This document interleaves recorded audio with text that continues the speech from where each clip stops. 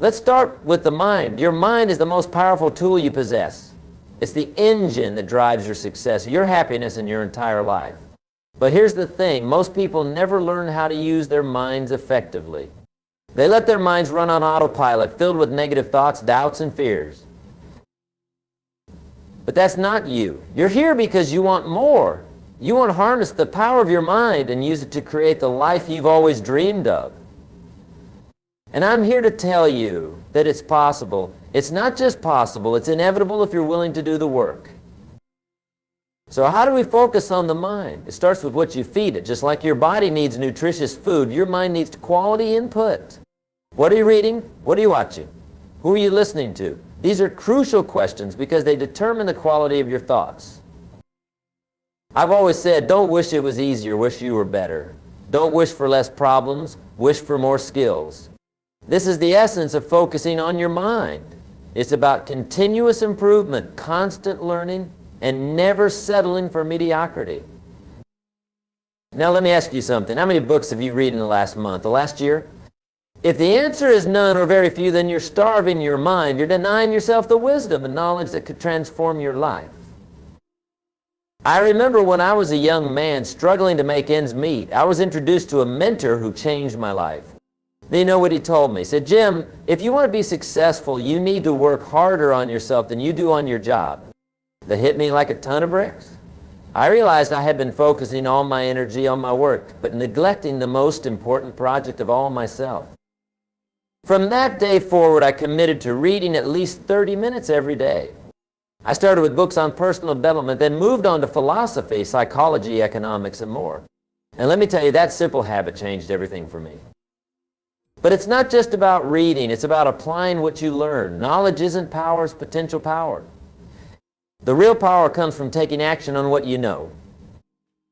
So I want you to make a commitment right now. Commit to feeding your mind with quality information every single day. Read books, listen to podcasts, attend seminars. Surround yourself with people who challenge you to think bigger and be better. And here's another crucial aspect of focusing on your mind, your self-talk. The conversations you have with yourself are the most important conversations you'll ever have. Are you encouraging yourself or tearing yourself down? Are you focusing on your potential or your limitations? I want you to start paying attention to your inner dialogue. When you catch yourself thinking negative thoughts, stop and replace them with positive ones. It might feel awkward at first, but remember, repetition is the mother of skill. The more you practice positive self-talk, the more natural it becomes. Now let's talk about goals. Your mind needs direction. Without clear goals, you're like a ship without a rudder, drifting aimlessly in the sea of life. So what are your goals? What do you want to achieve in the next year, the next 5 years, the next decade? Write them down. There's something powerful about putting your goals on paper. It makes them real. It makes them tangible. And most importantly, it makes them achievable. But here's the key. Your goals must excite you. They must be big enough to inspire you, to get you out of bed in the morning with a fire in your belly. As I always say, if you go to work on your goals will go to work on you. Now I can hear some of you thinking, but Jim, what if I fail? And to that, I say good. Failure is not the opposite of success, it's part of success. Every failure is a lesson, an opportunity to grow and improve. I've failed more times than I can count, but each failure taught me something valuable. It made me stronger, wiser, and more determined. So don't fear failure. Embrace it. Learn from it, and then get backed up and try again. Remember, success is not something you pursue. Success is something you attract by the person you become. And that person is shaped by your mind, by your thoughts, by your goals, and by your willingness to learn and grow. Now let's shift gears and talk about the body. Your body is the vehicle that carries you through life. It's the physical manifestation of your energy, your vitality, and your health. And yet so many people neglect their bodies, treating them like a garbage disposal rather than the precious instrument they are. Here's a hard truth. You can't neglect your body and expect to live a full, vibrant life. Your body and your mind are intimately connected. When your body suffers, your mind suffers. And when your body thrives, your mind thrives. So how do we focus on the body? It starts with the basics: nutrition, exercise, and rest. These are the pillars of physical health, and they're non-negotiable if you want to live your best life. Let's start with nutrition. You've heard the saying, you are what you eat. Well, it's true. The food you put into your body becomes the fuel that powers your life. Are you filling up with premium fuel? Or are you running on junk? I'm not saying you need to become a health fanatic overnight, but I am saying you need to start paying attention to what you eat. Start by making small changes. Replace one unhealthy snack with a piece of fruit. Swap out soda for water. These small changes add up over time, and before you know it, you've transformed your diet and your health. Now let's talk about exercise. Your body was designed to move. It craves movement. And yet so many of us spend our days sitting at desks, in cars, on couches. We've become a sedentary society, and we're paying the price with our health. But here's the good news. You don't need to become a marathon runner or a professional athlete to reap the benefits of exercise. Just 30 minutes of moderate exercise a day can dramatically improve your health, your energy levels, and your mood.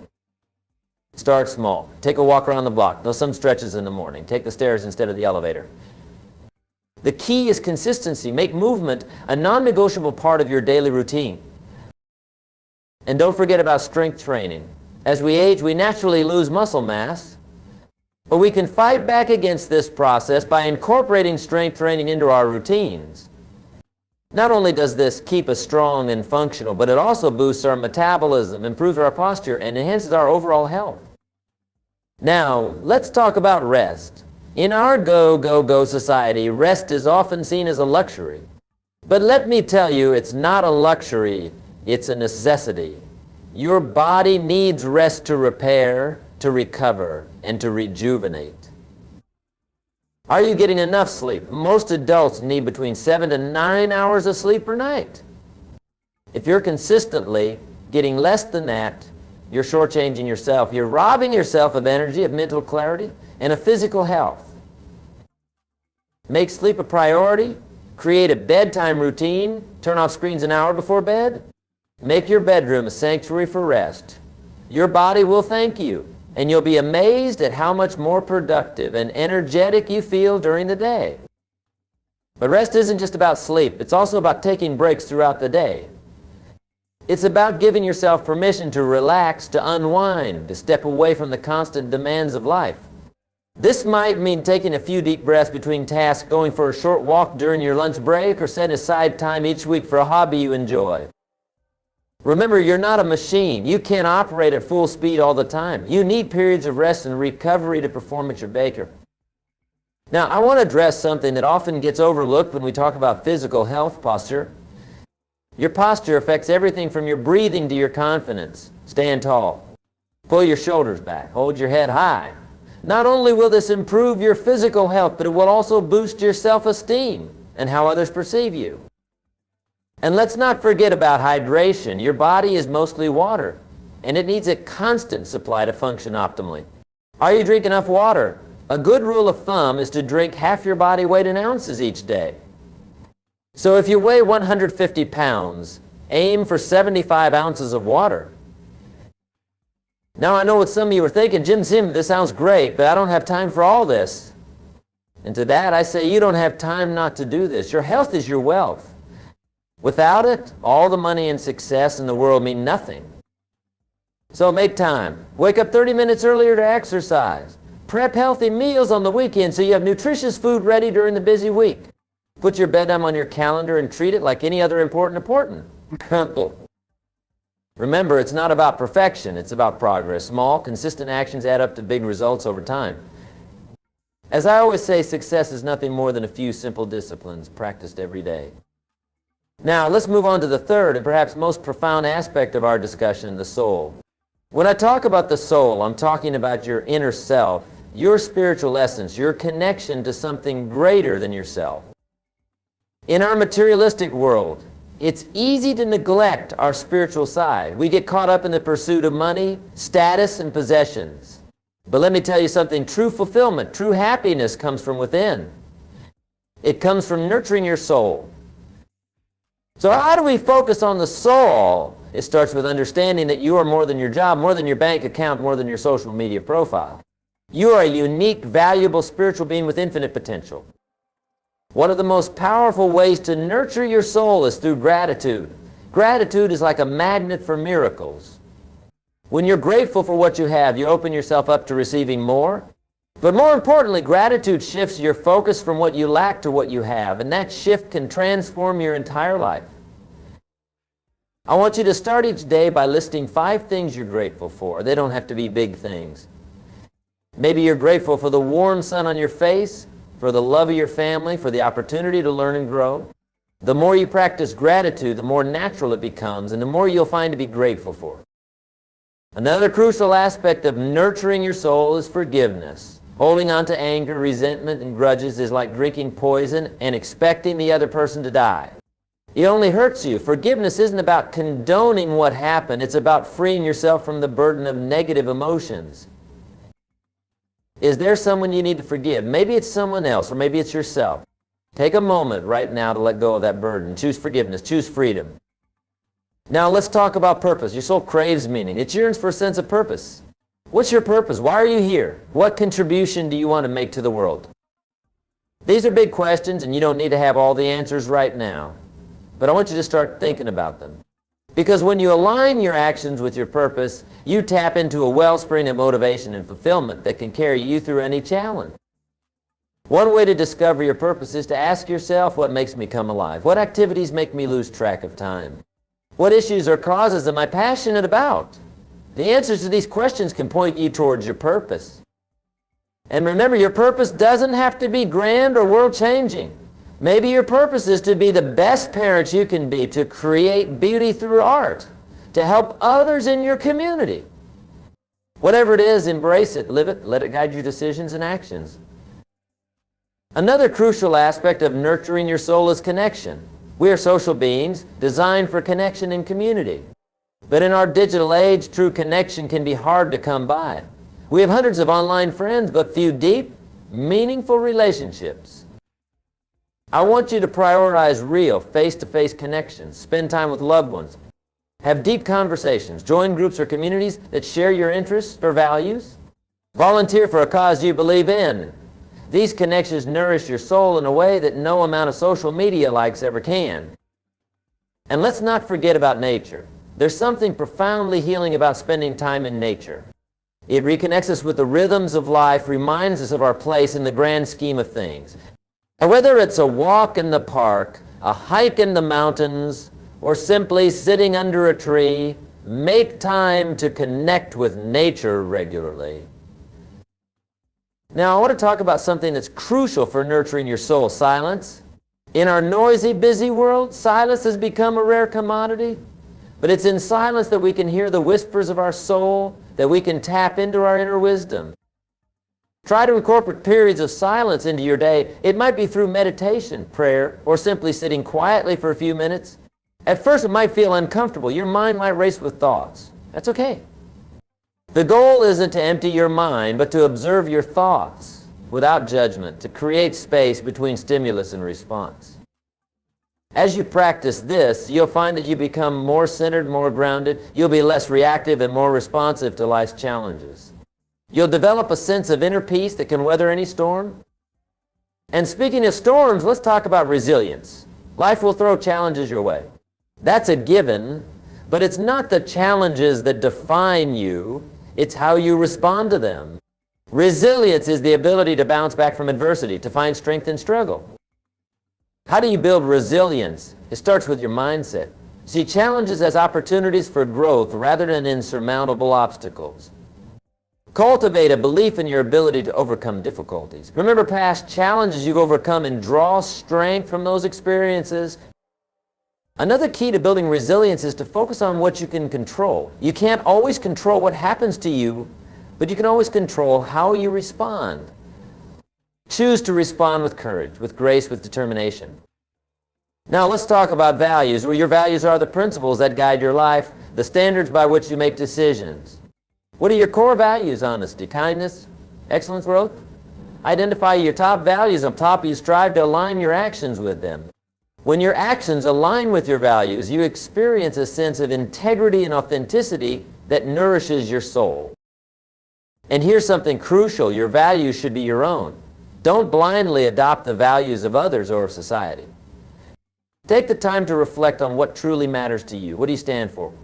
What are you willing to fight for? These are the questions that will lead you to your core values. Now I want to address something that many people struggle with, self-love. So many of us are harder on ourselves than we would ever be on anyone else. We criticize ourselves, doubt ourselves, beat ourselves up over every mistake. But let me tell you, this self-criticism is poison to your soul. You need to learn to love yourself, to accept yourself, flaws and all. This doesn't mean you stop striving for improvement. But it does mean you treat yourself with kindness and compassion along the way. Start by speaking to yourself the way you would speak to a dear friend. Would you berate a friend for making a mistake? Of course not. You'd offer encouragement, support, and understanding. Start offering yourself the same kindness. And remember, you are not your mistakes. You are not your failures. You are a beautiful, valuable, worthy human being, deserving of love and respect, starting with self-love and self-respect. Now, let's talk about something that's crucial for nurturing your soul, giving. There's a universal law that says the more you give, the more you receive. But I'm not talking about giving again. I'm talking about giving from a place of abundance, from a desire to make a positive difference in the world. When you give, whether it's your time, your talents, or your resources, you tap into a wellspring of joy and fulfillment. You connect with something greater than yourself. You make the world a little bit better. So find ways to give. Volunteer for a cause you believe in. Mentor someone. Perform random acts of kindness. The opportunities to give are endless and the rewards are immeasurable. And here's something important. Giving doesn't always have to be big or grand. Sometimes the most meaningful gifts are the smallest ones. A kind word, a listening ear, a helping hand. These small acts of giving can have a profound impact on both the giver and the receiver. Now, I want to talk about something that's often overlooked when we discuss nurturing the soul, creativity. Your soul yearns to express itself, to create, to bring something new into the world. Whether it's through art, music, writing, cooking, gardening, or any other form of creative expression, make time for creativity in your life. Don't worry about being good at it. The goal isn't to create masterpieces. It's to express yourself, to tap into that wellspring of creativity that exists within all of us. When you create, you connect with a part of yourself that goes beyond the everyday concerns of life. You touch something divine. And let's not forget about play. As adults, we often forget the importance of play. We get so caught up in being serious and being productive that we forget to have fun. But play is crucial for our well-being. It reduces stress, boosts creativity, improves brain function, and yes, it nourishes our soul. So make time for play. Do things simply because they're fun. Dance like no one's watching. Sing at the top of your lungs, play a game, tell jokes, let your inner child come out to play. You'll be amazed at how rejuvenating it can be. Now, I want to address something that many people struggle with, forgiveness. And I'm not just talking about forgiving others, I'm talking about forgiving yourself. We all make mistakes, we all have regrets, but holding on to guilt and shame doesn't serve you. It doesn't make you a better person, it only holds you back. Learn to forgive yourself, acknowledge your mistakes, learn from them, and then let them go. You are not defined by your past. You are defined by who you choose to be in this moment, and in the next moment, and in all the moments to come. And speaking of moments, let's talk about mindfulness. In our fast-paced world, it's easy to get caught up in worries about the future or regrets about the past. But the only moment we truly have is this one right here, right now. Mindfulness is about being fully present in the moment. It's about experiencing life as it unfolds without judgment, without resistance. When you practice mindfulness, you tap into a deep well of peace and contentment. You experience life more fully, more richly. Start by bringing mindfulness to simple, everyday activities. When you eat, really taste your food. When you walk, feel the ground beneath your feet. When you talk to someone, really listen to what they're saying. These small acts of mindfulness can transform your experience of life. Now, let's talk about something that's crucial for nurturing your soul. Dreams, your dreams are the whispers of your soul, telling you what's possible, what you're capable of. But so often we push our dreams aside. We tell ourselves they're impractical, impossible, not for people like us. But let me tell you something, your dreams matter. They're not just idle fantasies, they're glimpses of your potential, of what you could become if you dare to believe in yourself. So I want you to dust off those dreams. What did you want to be when you were a child before the world told you to be realistic? What secret aspirations have you been harboring in your heart? Bringing them out into the light. Write them down. Speak them aloud. And then take action. Even if it's just a small step, do something every day to move towards your dreams. As I always say, don't join an easy crowd, you won't grow. Go where the expectations and the demands to perform are high. Now, I want to address something that's crucial for nurturing your soul, authenticity. In a world that often pressures us to conform, to fit in, to be like everyone else, being authentic can feel risky. But let me tell you, the greatest risk is not being true to yourself.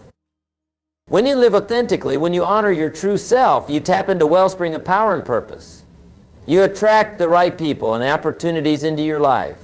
You experience a sense of alignment and fulfillment that's impossible to achieve when you're living someone else's life. So I challenge you to be unapologetically you. Embrace your quirks, your unique perspective, your individual gifts. The world doesn't need another copy. It needs you in all your authentic glory. And let's talk about legacy. Your soul yearns to make a difference, to leave the world a little better than you found it. What legacy do you want to leave? How do you want to be remembered? Your legacy isn't just about what you achieve or accumulate. It's about the lives you touch, the difference you make, the love you share. It's about living in such a way that your very existence makes the world a better place. So live with intention. Make choices that align with your values and your vision for your life. Ask yourself regularly, is what I'm doing right now contributing to the legacy I want to leave? Now, as we near the end of our time together, I want to remind you of something crucial, the interconnectedness of mind, body, and soul. These aren't separate entities. They're deeply interconnected aspects of who you are. When you nurture your mind, you're also nurturing your body and soul. When you take care of your body, you're supporting your mind and soul. And when you nourish your soul, you're elevating your mind and body. This is why a holistic approach is so important. You can't neglect one aspect and expect the others to thrive.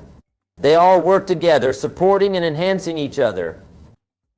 So as you go forward from here, I want you to commit to nurturing all three aspects of yourself. Feed your mind with knowledge and positive thoughts. Care for your body through nutrition, exercise, and rest. And nourish your soul through gratitude, purpose, and connection. Remember, this isn't about perfection. It's about progress. It's about making small, consistent choices each day that add up to big changes over time. As I always say, success is nothing more than a few simple disciplines practiced every day. You have everything you need within you to create an extraordinary life. You have the power to shape your mind, to strengthen your body, to elevate your soul. The question is, will you use that power? I believe in you. I believe in your potential to create a life of meaning, purpose, and fulfillment. But my belief isn't enough. You need to believe in yourself.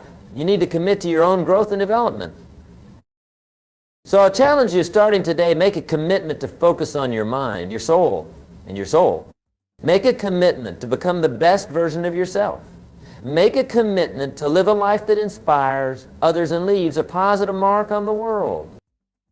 Remember, the journey of 1,000 miles begins with a single step. Take that step today, and then take another step tomorrow, and another the day after that. Before you know it, you'll look back and be amazed at how far you've come. You have greatness within you. It's time to let it shine. It's time to focus on your mind, your body, and soul. It's time to become all that you were meant to be. Thank you for your time and attention. Now go out there and make your life extraordinary.